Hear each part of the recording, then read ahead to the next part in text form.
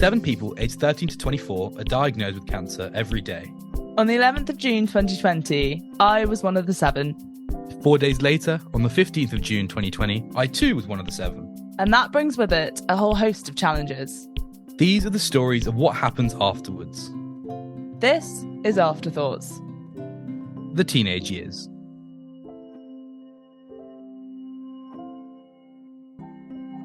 Hi everyone, how are you? I am good. How are you, Shaumya? I'm alright, thank you. I'm dialing in from sunny East Sussex, which is lovely. Where are you coming in from, Aiden? I am coming in from sometimes sunny, sometimes hailing Surrey. The weather's not been too great. Makes it quite hard to walk a dog. Completely forgot to mention, Toby, the producer, is on with us today. And not just Toby. Who else is? I don't know the name of your cat, Toby. Actually, this Shaumya. I'm so glad you mentioned her. This is Clementine. Here she is. She's real catch, and also she's 18. She's just on the mic. She likes to steal the show. So yeah, she's just on my lap. So just the listeners do know about my obsession and Alice's obsession. And we should say Alice is here too, because in that's, you do pop up a little bit. So you are here, aren't you? Yeah.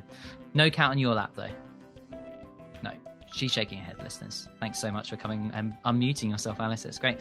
Shaumya, have you got pets? I haven't got pets. I used to have a rabbit, but no more. She rests in peace. Okay. Oh, I'm sorry to bring it up. Aiden, you've got one dog. So I've got one dog in the UK and then one dog out in Nigeria with my parents. Oh. Both beagles. What? They're both beagles? Both beagles. One's a puppy beagle, so I think he's about 5 months old now, named George. He loved to just destroy everything. And then we've got a 5-year-old beagle called Belito, and he's out in Nigeria. Belito? Yeah. Lovely name. It's named after a town in South Africa. Oh, I didn't know Belito. What a lovely name. Beagles are great. They are great, Alice. Thank you again for not unmuting and sharing that thing with us. That's fantastic. I'll continue to be your voice. Well, now we've all recapped our pets and, confirmed that Toby's cat still lives. I think we should get into the next episode. We've just chatted to the lovely Poppy.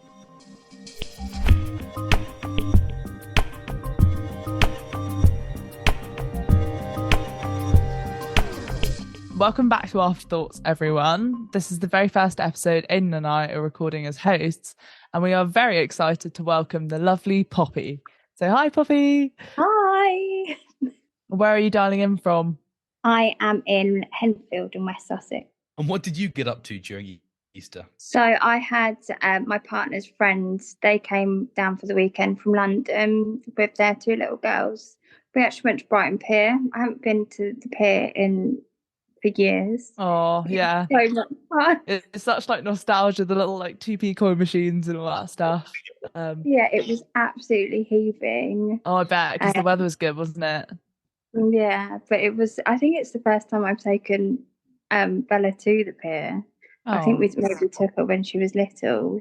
But yeah, she's at the perfect age. She went on the Barbie car and it was all very cute. My last memory of Brighton Pier was the waltzer where it spins you around, and I was not sure off being out of treatment, and I actually thought I was going to throw up when I got off it, so not again. So our first section today will be quick fire questions, where we put the person before the diagnosis. So this is just a series of a couple of questions, just so you guys know who is sort of on the other end, and also so you get a bit of an idea of what that person is like. So, Shaumya, do you want to get us started with the first quickfire question? Yeah, no pressure to make them quickfire on our end. Okay, are we ready, Poppy? This is the thing that I've been most nervous about. It'll be absolutely fine. I remember stressing, but don't think too much, just go for it. Okay, so we're gonna kick off with the first question, which is, what pronouns do you use? She, her. The second question, who do people say you look like? No one famous. I look like my dad. Lovely. Last song you listened to? Louis Dumford, Lucy. Oh, haven't heard of them. Ooh. Yeah. What is your favourite pasta shape? Penne. Nice, solid. One thing you can't leave the house without, and we're going to assume that you've got your phone, your wallet, and your keys. A Coke Zero. Oh, not a Diet Coke. Interesting choice. Interesting No, always choice. Coke Zero. I have a Coke Zero problem. My girlfriend has a Diet Coke problem. So, what is something you would love to learn? I would love, I'd love to learn like Chinese or something, just like a complete different language. I'd like to, yeah. Nice. Okay, and the next one, which is very divisive. You've got your scone. Are you putting the jam on first or the cream on first? Cream. Right answer. And then, Correct answer. First wrong answer of the series. no, you use the and- cream as like butter. Exactly. 1-0 to me. Could you sum up your diagnosis in a couple of lines for us? So I was diagnosed with atypical Ewing sarcoma in my left jaw. I was diagnosed when I was 34 weeks pregnant.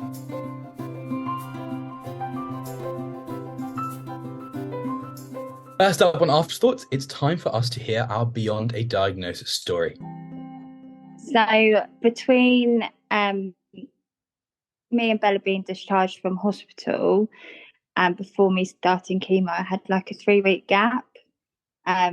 So we tried to ram in as much normal stuff, well, whatever normal is, what you would do with a newborn baby. Because Bella arrived early, I never got a chance to have the baby shower. So we actually had the baby shower with the baby, which, to be honest, I think is actually quite a good thing. If I ever was to have any more babies, I think I would have another baby shower with the baby because everyone gets to meet the baby as well. So I remember waking up that day and I put on all my makeup. I think it was the first time I had put makeup on since I'd had my operation on my face. So my partner was like, "Oh, what happens if you get like an infection or something?" And I was like, "To be honest, like they have said, I think it'd been like 2 weeks. I was like, I just want to feel like myself. We're going to have loads of photos taken, and like this is going to be like a memorable event." So yeah, I put all my makeup on. We all wore yellow. So my partner, he wore a yellow jumper. I had like a yellow shirt blouse thing on, and Belle's had a little yellow dress. To be fair, I've still got them all because it's just like looking back, like, oh, cute. But it was the first time I'd seen kind of anyone since I'd been diagnosed. And I was really scared that people were going to treat me differently. That was like one thing. Like through it all, I didn't want people to look at me like the girl who's got cancer. And do you know what? I'm still a little bit like that now. I'm kind of like, I don't want to be that girl who had cancer. Yeah, we'd had a lovely day, and it was just kind of like, now that's done. Let's get treatment over and done with, and hopefully have more days like that.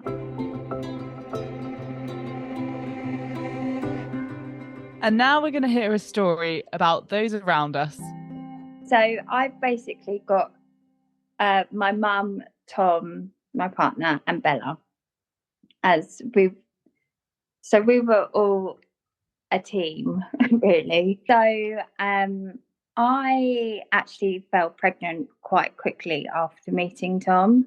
I had met him. I was working in Greece. I was a shop girl, and he was on holiday. And then I fell pregnant quite quickly after meeting him. Then we went to Turkey, found out I was pregnant, and it all kind of felt right, even though we didn't really know each other. But you know, when something just feels right, no one really had anything bad to say about me falling pregnant quite quickly. So obviously he was living in London and I was down in Sussex, so we were only really seeing each other like every weekend. And then towards the end, when I started getting really sick, like he was having to take time off work, he was coming to hospital with me.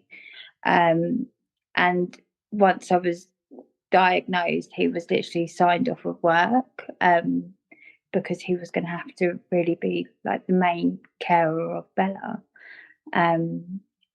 which was completely crazy. Like we hadn't even known each other a year, and he he had full responsibility of our daughter, which was tough because my mum, obviously she'd met him, like he'd come and stayed with us, but they hadn't known each other very long, or to be honest, me and Tom didn't really know each other very much. So I remember like I'd be in hospital and they'd be like, have you done a poo today? And I'm like, oh God, you can't say that in front of my new partner. So we were still at that kind of stages of the early stages of the relationship.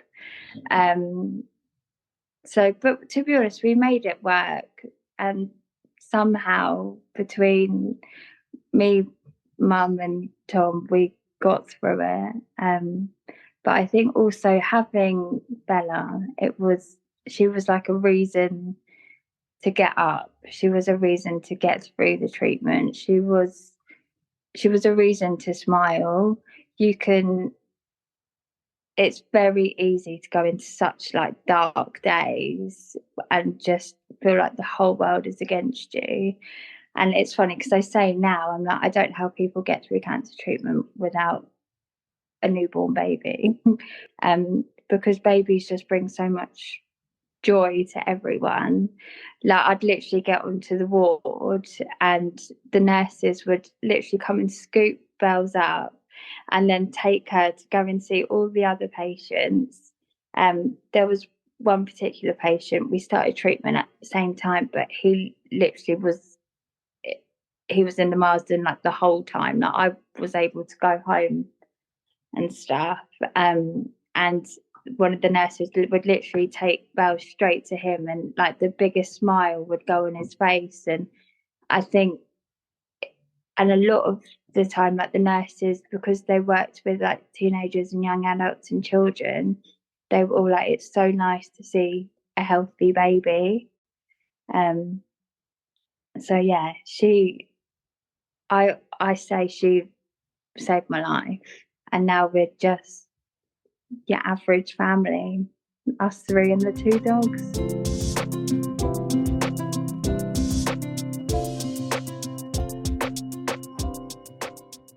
In this section, we hear the stories about those invisible impacts. So when Bella was a baby, we'd just started weaning her onto baby porridge. So she must have been, about 5-6 months. And I had got up with her. We lived in a little flat and it was a perfect layout. And Tom, he was still in bed and I'd got up with her. And I'd literally gone to get up to make her the porridge to put the kettle on, and my body wouldn't let me. It was like the weirdest thing. I physically couldn't get up. I was just trying my hardest, and my head was going, Poppy, get up, you can do this, you can do this. But I literally cried and cried. I cried the whole day because I couldn't even get off my sofa to walk 10 steps to go and put the kettle on to make my little girl porridge. I remember ringing my mum sobbing, and she only lived like 5 minutes up the road, and she was there within 5 minutes and was there. And it's stuff like that. I just felt like I was failing as a mum. Like I couldn't even feed my child. I was that tired. My body will never be the same. Like I literally feel like a 27-year-old stuck in a 70-year-old's body sometimes. Like sometimes I'll like walk up the stairs and my legs feel like lead.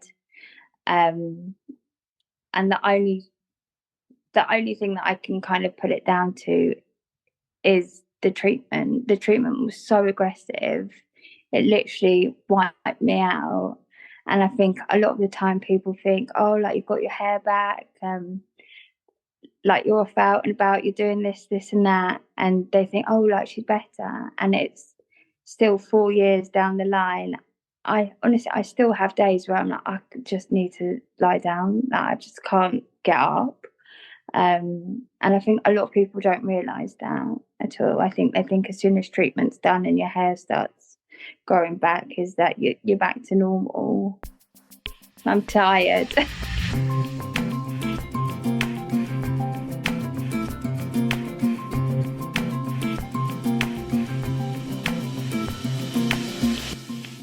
In this section, we explore the things that happen to those diagnosed with cancer that wouldn't necessarily happen to someone who wasn't.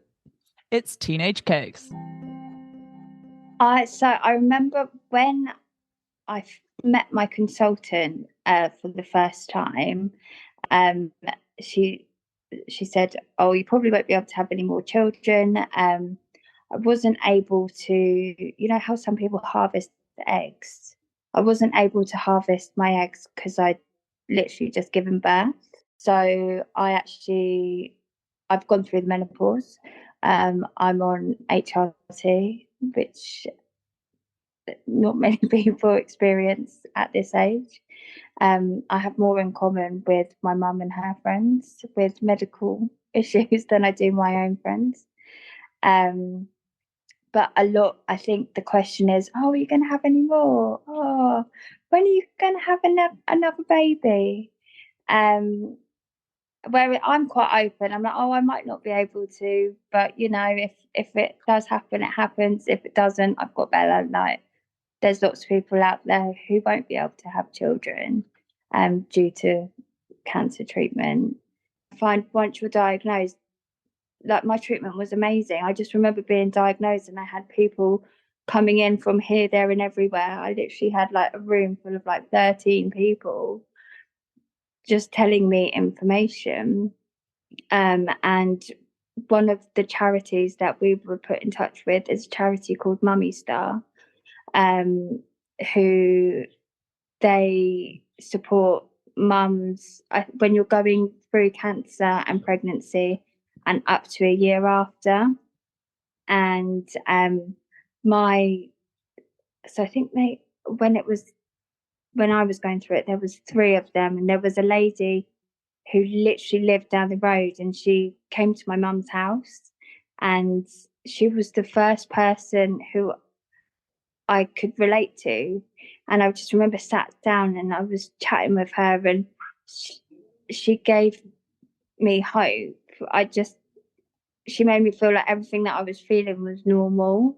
What I found really hard between me and Bells is, so that initial bond she had with Tom, not me. I actually worked it out earlier. So it was literally 300 days from the day she was born to my last stay in hospital. And I spent over half of that time in hospital.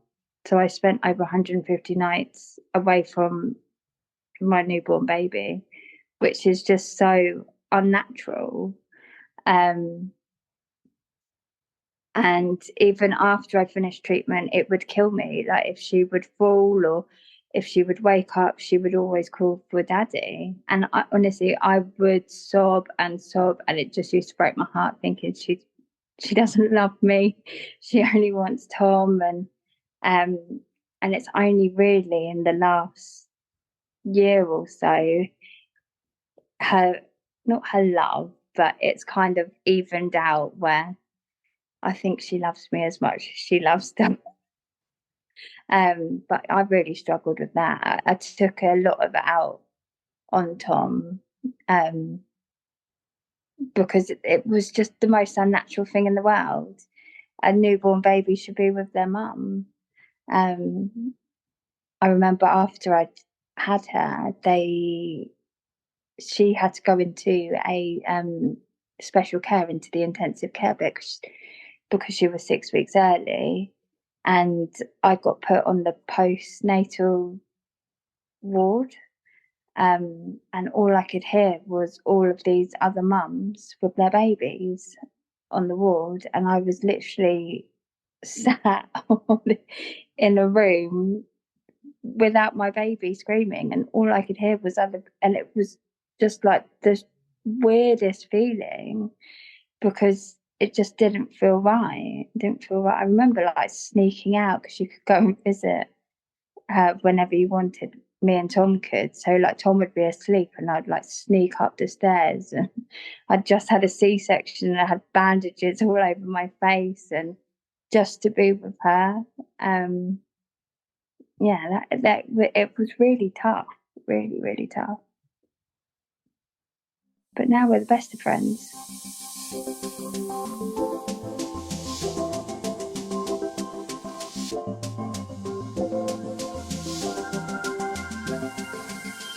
Now it's time for our newest section called Evolutions, looking at how our identity evolves because of our experience of cancer.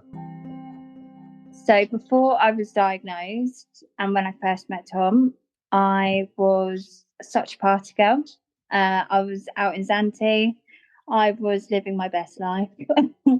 I had no cares in the world. I literally would sunbathe all day, go to work and sell shots at night, go out after work and repeat.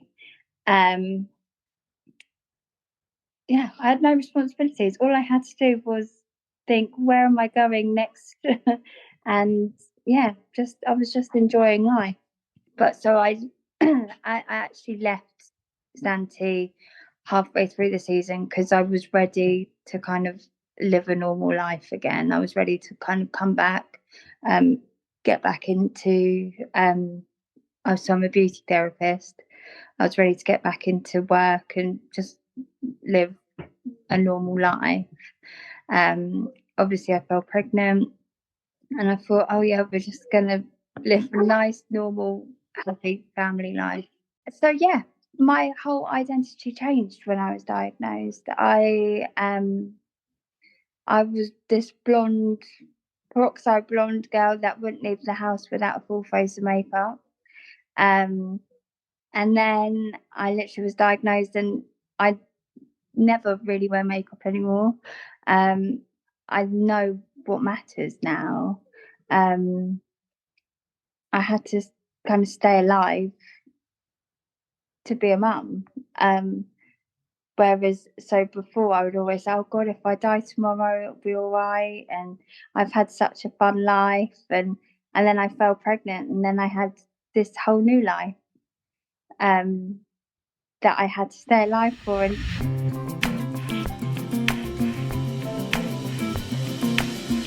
Right, well, we all know chemo exists, but laughter is the best medicine sometimes. In this section, we look to explore some of those stories. It's Don't Laugh. so I still look back at this, and this is a moment where I literally lost, like, by this moment, I'd lost all of my dignity.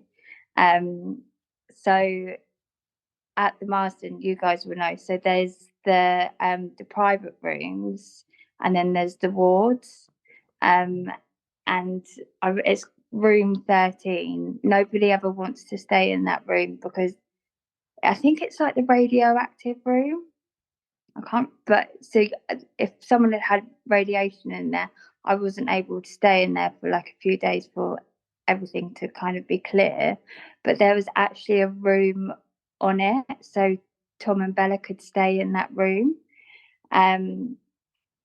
But so it's a really weird layout. So you walk in, the bed's there as you walk in, and then it's to someone who isn't going through cancer, it's like 10 steps away to go to the bathroom. To someone who is connected to chemo fluids and has got wires coming out of them, it's like a mile away to go to the bathroom. So I was literally, I think it was about 6 a.m, and the healthcare assistant had just come in and taken my blood pressure and everything. And I was like, I really need a wee. And I couldn't be bothered to walk from my bed to the bathroom. And there was one of those, I want to say, they're like those cardboard things. I don't know if you ever had it. We have to wee in it, and then they would like test like your urine and stuff. I don't even know why they would test your urine. Maybe for, I don't know, infections or whatever. So there was one on my tray. So I literally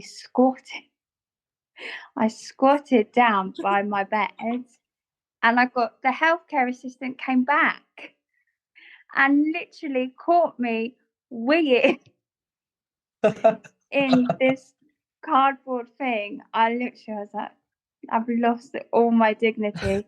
I still look back at that story and think, that poor healthcare assistant, what was she thinking? Lazy cow. I just couldn't. It was just such a faff just to unhook like the machine. Well, I can't remember what that machine's called. And to walk like those 10 steps.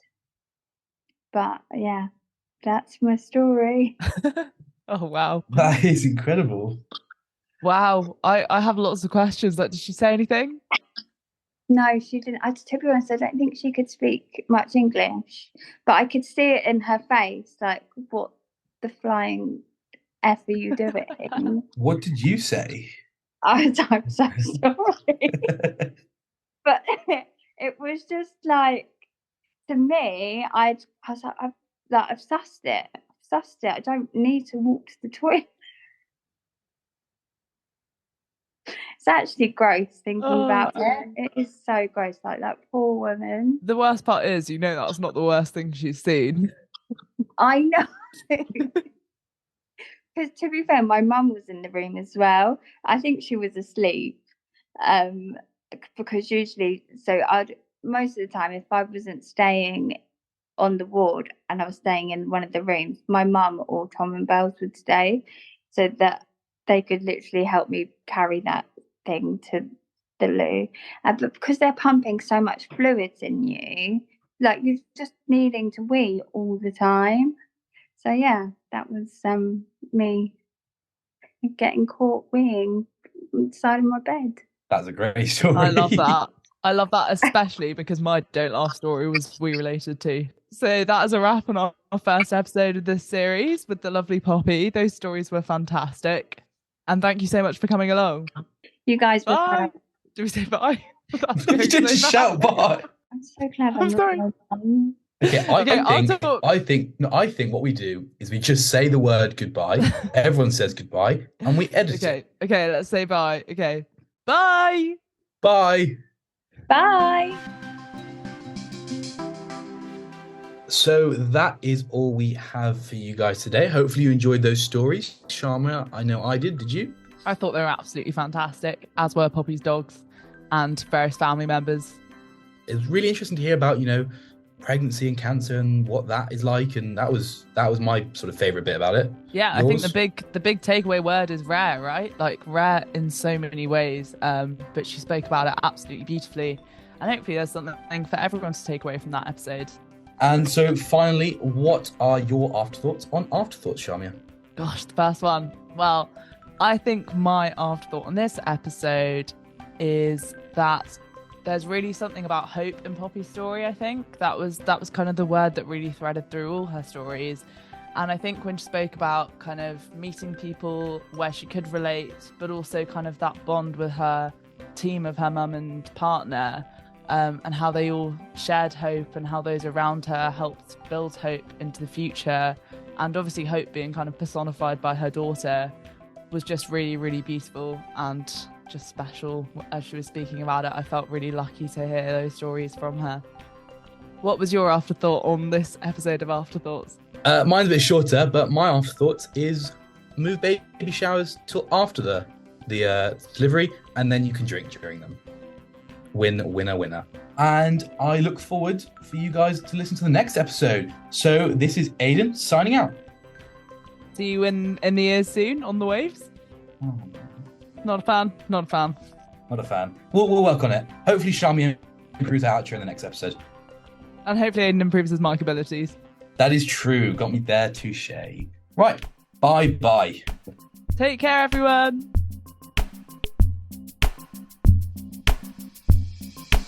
If today's episode of Afterthoughts has brought up any thoughts or feelings that you'd like to speak to someone about, we really recommend catching up with a friend or dropping them a message. There are a whole host of charities out there if you experience cancer and want to get some extra support. Thanks so much to Teenage Cancer Trust for supporting Afterthoughts, the teenage years. Supporting teens and young adults diagnosed with cancer in the UK, the work they do is incredible. Find out more at teenagecancertrust.org and check out their socials. This series has been hosted by Aiden Grant and Shaumya Kularajan and produced by Alice May Purkis and Toby Peach from Beyond Arts. Sound design is by Dinah Mullen and Kieran Lucas.